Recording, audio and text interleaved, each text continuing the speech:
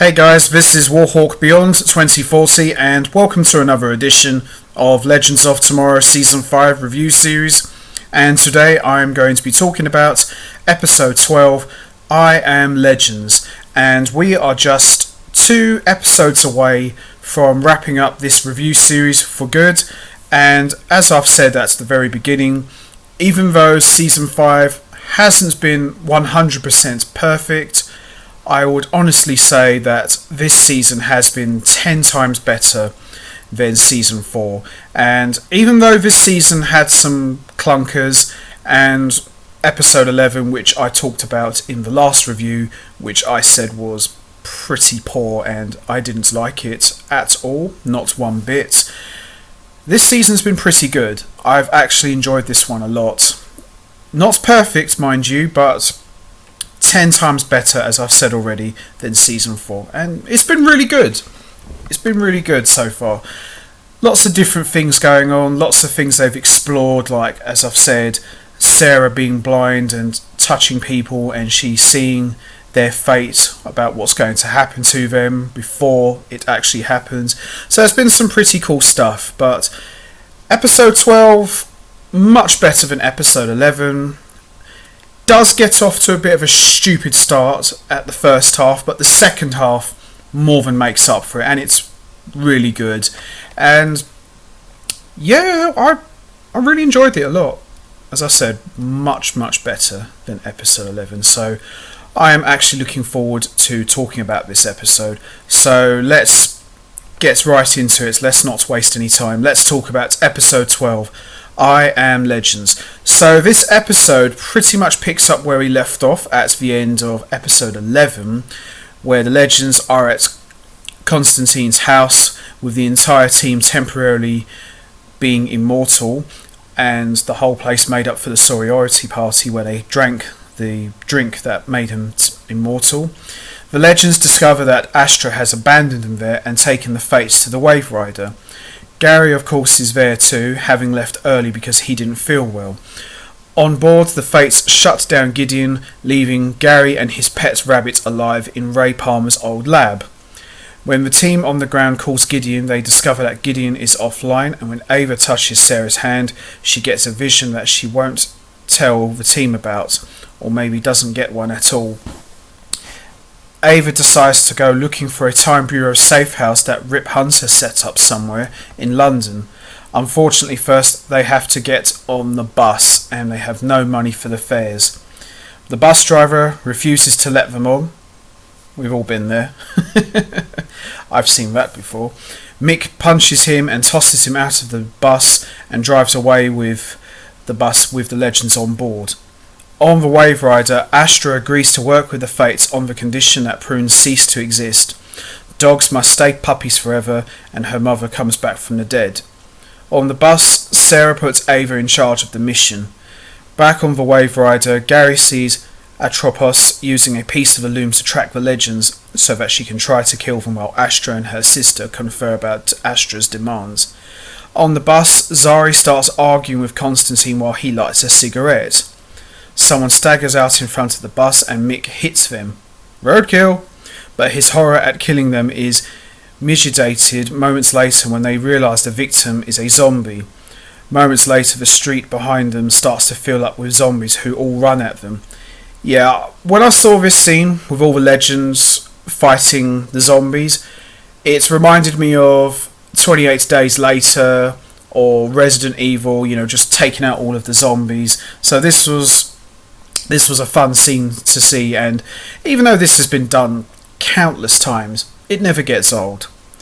While the team battles with the zombies, everyone realises that they can't kill them, except for, of course, Zari, who didn't partake in drinking the wine of Dionysus. They take out a small group of zombies by hand and then set out to get the bus up and running again. On the Wave Rider, Gary is trying to fix Gideon but accidentally electrocutes himself instead. Gideon then appears in the flesh in human form, and he is struck by how human she looks. Now, Gideon, as we all know, is an AI computer system, and we've seen her appear in human form a number of times. albeit hallucination/dream sequence.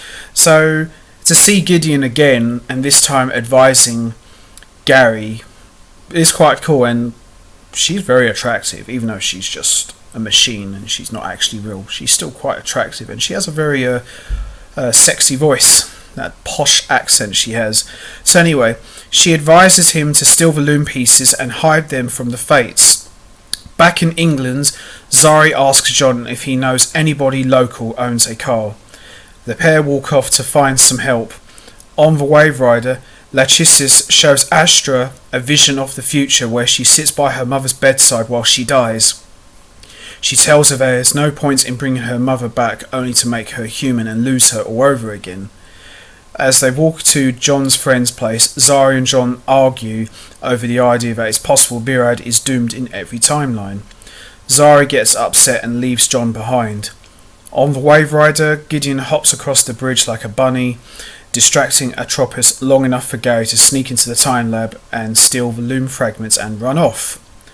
On the bus, Ava tells Sarah that she regrets letting John and Zari go. Sarah says not to sweat a plan that falls apart and that it's often good for the legends. Outside, the bus is surrounded by a group of heavily armed soldiers. When they try to tell the soldiers they aren't infected by the zombie virus in spite of the blood on their clothes, one of the soldiers shoots Ava in the head. When she survives it, he assumes the zombies have developed senescence and superpowers and orders his men to round up the legends.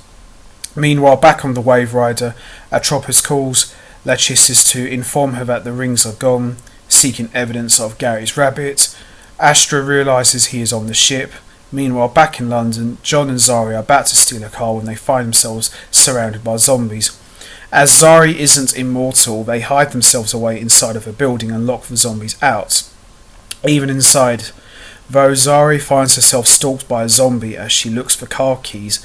Luckily, she can use her wind powers to kill it, much to her own disgust. She tells John to take the van, find the team and get them to London.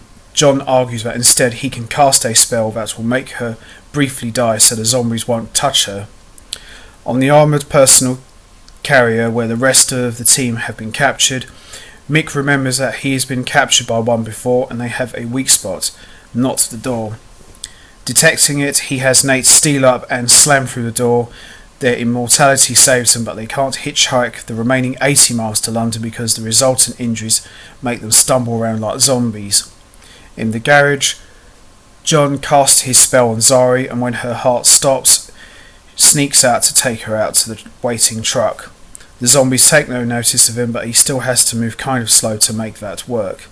Once inside the truck, John casts another spell to wake up Zari, but it doesn't work right away. He ends up having to perform CPR to wake her up, which does work, and the two share a half a moment before driving away. We've seen these two have a bit of chemistry over the last couple of episodes. I wonder if it's possible they'll make them a couple. Who knows really, but time will tell.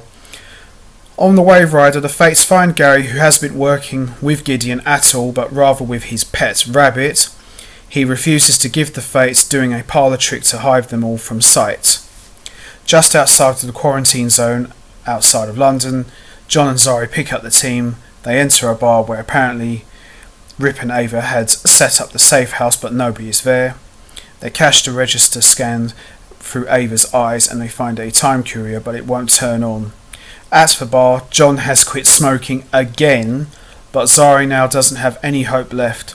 The two argue over which of them is more self-absorbed, which of course leads to them getting it on. There you go. Chemistry, very strong, much. I thought so too. On the Wave Rider, Astra is preparing to start Gary's torture. He tries to tell her that she isn't really this kind of person, and at first she isn't having any of it. She reveals that she no longer wants to save her mother now that Lachesis has shown her the vision of her mum's death. Gary points out that there were a lot of good moments before she died which Lachesis wouldn't have shown, and that she should focus on the good memories she has of her childhood before her mum vanished. The legends all talk about what they would use the Loom of Fate for, but to Charlie's surprise, almost everyone says they wouldn't change anything about their lives that they would change besides saving Astra's mum and Birad. They all share a toast, seemingly resigned to their immortality, having been wasted, and Sarah steps away from the table. Ava follows her, asking what Sarah didn't tell her. Sarah tells her that she had a vision that the time courier isn't going to change in time and she's going to be killed by zombies right here in this bar. Ava asks her what happens if they don't succeed, and Sarah says only that she has faith in them. As the zombies begin to build up outside the bar, the team catches up to the script as their immortality timer runs out. The doors start to rock with zombie rage. Now this was a very good scene, seeing all of the legends fighting together to fight off the zombies. This was a really good scene. I really enjoyed this a lot, and it's something you would have seen in a movie, just each time you're taking someone out, more and more just come in, and this was very well done. I probably would say this was the best scene of the entire episode.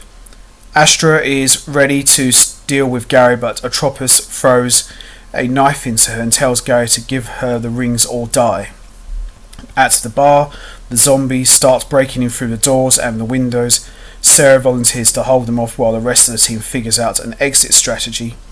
As things start to look hopeless, the time courier finally activates. Ava refuses to leave a dying Sarah behind and sends Charlie to deal with her sisters while the team fights off all of the zombies. Charlie arrives on the Wave Rider and frees Gary, who tells her what's happened while she was gone. He gives her the rings to reconstitute the loom and immediately gets stabbed to death by Atropos, joining Astra on the ground.